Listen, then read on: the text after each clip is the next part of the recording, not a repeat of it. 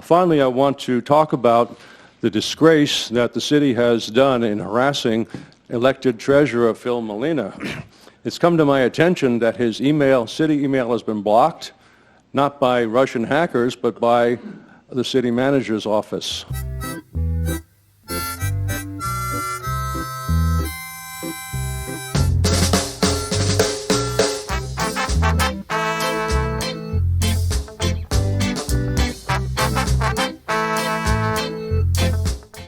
This video is going to be summarizing the findings of the investigative report into the allegations against Oxnard City Treasurer Mr. Phil Molina.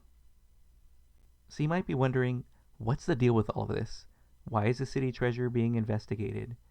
What is his defense to these allegations? What's going on with all of this?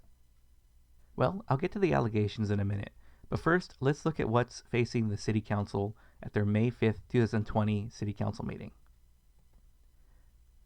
At that City Council meeting, the City Council will have to decide whether they're going to make changes to City Code that would allow the Assistant City Treasurer to do a number of the things that the City Treasurer used to be authorized to do. Alright, let's do a really quick summary on what it is the City Treasurer's Office actually does. So in short, the City Treasurer's Office has a couple of functions. Number one, they receive all payments due to the city. So your utility bills that you pay every month, business taxes, permits that are paid to the city, any kind of licenses, those go through the City Treasurer's Office. They will also invest any cash that the city has on hand that they receive that is not immediately needed for other city services. They also provide customer service to all of those different accounts that we just talked about.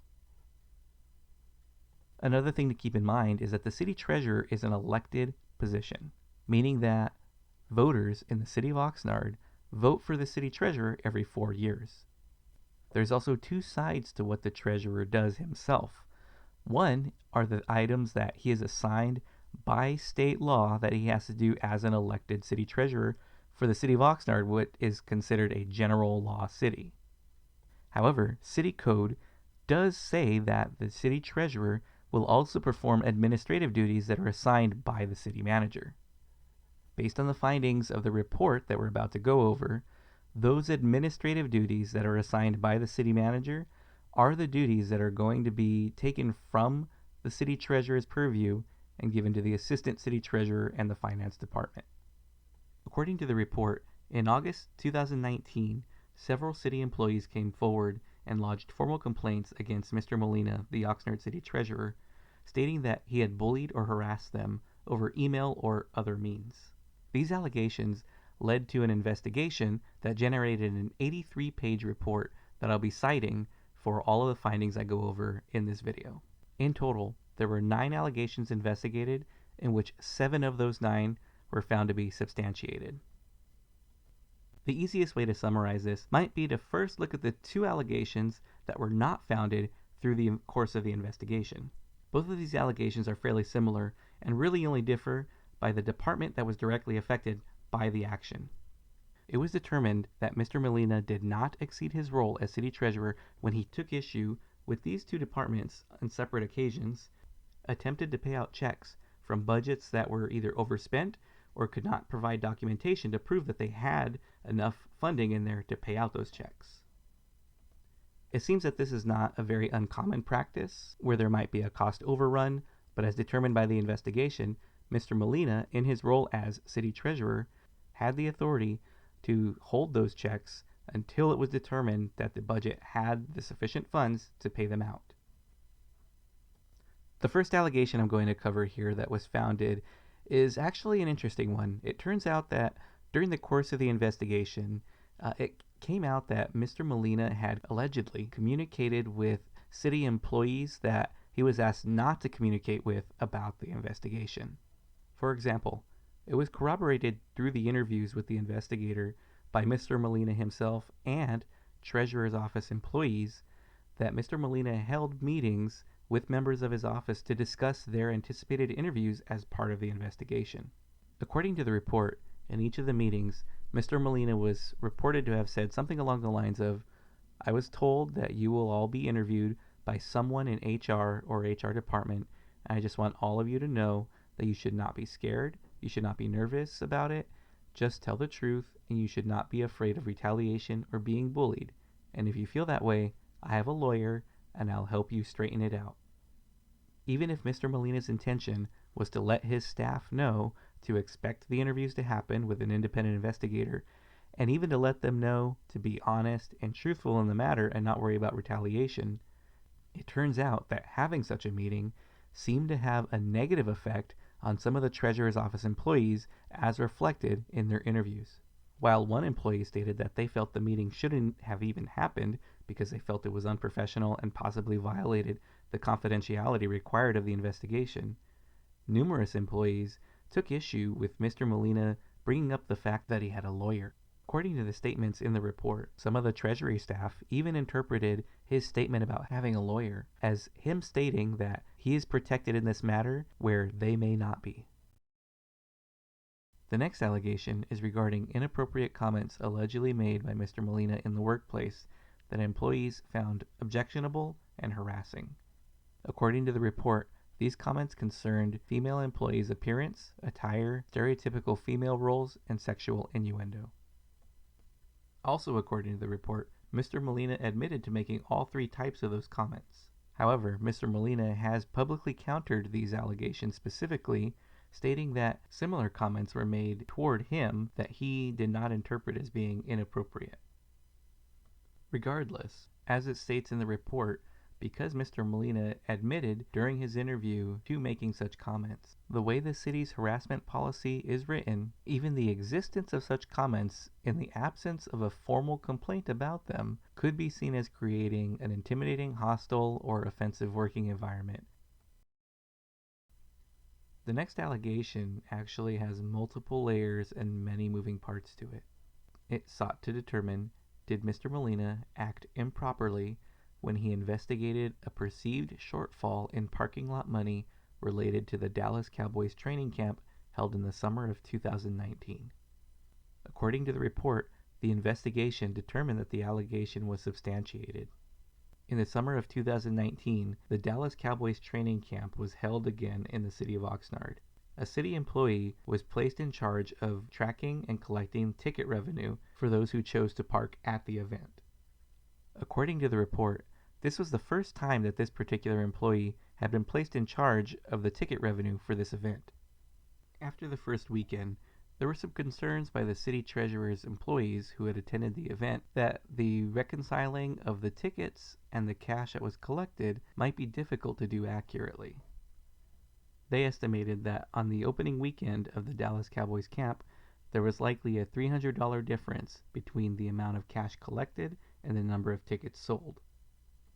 They felt that bringing in somebody with more cash handling experience might help to streamline the process for the parking lot. According to the report, when Mr. Molina found out about this concern, he requested a meeting with the assistant city treasurer, a treasurer's office employee, and the city employee who was placed in charge of collecting the cash for the parking lot. This is where the stories begin to differ. What is not disputed is that the meeting did in fact happen. What is disputed is what the content of that meeting was, whether it was accusatory of the city employee having money missing on their watch, or whether it was offering guidance to the city employee in tightening up the processes they had for collecting cash. The next day, while at the training camp, the city employee was at the parking lot collecting cash for the parking ticket. Mr. Molina and another treasurer's office employee arrived at the parking lot. The stories at this point do differ a bit more as well. However, both sides do state that this encounter did occur at the parking lot of the Dallas Cowboys camp. Additionally, an assistant police chief and an Oxnard Police Department commander arrived as well and were able to observe what was happening. Their accounts confirm that Mr. Molina and the city employee were talking, and that the city employee appeared to be emotional and possibly had been crying. So you may be asking yourself, why did the assistant police chief and a police commander get involved? Well, according to the report, Mr. Molina had contacted the city manager's office to state that he was concerned about missing money and possibly even used the word theft, and that Mr. Molina was heading over to the Dallas Cowboys camp to investigate the matter. The city manager then reached out to the assistant police chief, asking if somebody from the police department could look into the issue. The assistant police chief stated he would do it himself and took the commander with him to be a witness at the event. This is actually a very important point. If Mr. Molina suspected that theft had occurred of city funds, the city treasurer's role does not state that they are to investigate such matters. In a matter such as this where theft is suspected, that would fall under the purview of the police department to investigate the matter. Based on these accounts, the report found that Mr. Molina did violate the anti-bullying policy in the workplace within the city of Oxnard and operated outside the scope of his work as city treasurer. These next 2 points that were found to be substantiated in the investigation are actually pretty straightforward ones. They again have to deal with the scope of the city treasurer's position and whether or not he acted outside of that scope. The first of the 2 states that Mr. Molina exceeded the scope of his position as city treasurer by weighing in on procurements or items that were purchased by the city's purchasing manager. And the second of the 2 states that Mr. Molina exceeded his scope by injecting himself into general accounting issues that are the exclusive responsibility of the finance department. The reason these 2 are so straightforward was because all the investigator had to do was look at a list of the city treasurer's actual duties that was given to the investigator by the city attorney's office. On that list of 13 duties, nowhere is general accounting or procurements listed under the duties or the scope of the city treasurer. The remaining allegations all have to do what the investigator refers to as keyboard warfare. You may have heard other terms used for this type of behavior, such as a keyboard warrior, an internet tough guy, an e-thug, or cyberbully. The allegations looked to find, did Mr. Molina engage in keyboard warfare by using misleading emails that were blind copied to various individuals, including members of the public, and that were designed to enhance his own image at the expense of a couple city departments. One allegation is for Public Works Department, the other allegation is for the Finance Department. If you've ever received an email from Mr. Molina as a city treasurer, you'll notice that there are a lot of regular updates about what's happening with the city's finances, and what his office is currently working on. However, there are also other emails that come from the city treasurer in his official capacity that have highlighted mistakes made by certain departments or even named specific individuals in those instances. The emails sent out by Mr. Molina was a recurring theme all throughout the report. The interviews with city staff revealed that Mr. Molina sending out blind copied or mass emails to all city staff and to the general public was something that people universally agreed occurs on a very regular basis. One staff person recounted how Mr. Molina has demonstrated in the past that he will have a one-on-one conversation with someone, and then following that encounter, an email summarizing that encounter will be sent out to a wide BCC'd distribution list that Mr. Molina has. According to the report, the email will typically cast a negative slant toward the other person as part of that conversation, and the email will mischaracterize matters, accuse staff, question integrity and character of staff, and have sometimes been interpreted as grandstanding. The other side of that issue, identified by the report, is the amount of time that city staff find themselves wading through the many emails that Mr. Molina would send out during the day. If they are BCC'd on it, they may feel a need, because he is an elected official and high-ranking member in city staff, to have to go through the emails, all of them, to ensure that there's nothing that pertains specifically to them or their job, and ensure that there's not an issue that they have to attend to. Now, if you multiply that by hundreds of positions within the city who would receive emails from the city treasurer, you can see how that time can exponentially grow. There was also an instance in which Mr. Molina received a letter of reprimand for his use of the City of Oxnard's email system to release what was considered confidential information to the public. Examples of this confidential information include a security assessment of a public building and exposing security flaws in the city's website before they were able to be corrected by the vendor.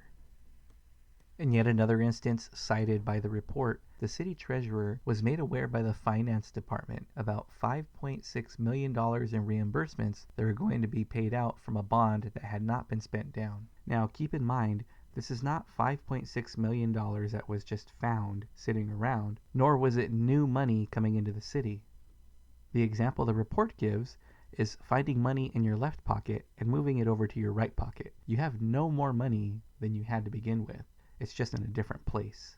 Reportedly, Mr. Molina accused the finance department of theft and hiding money that could have been used to save the jobs that had to be laid off last fiscal year. He reportedly sent out emails to many people stating this, including the unions who represent the employees of the city of Oxnard.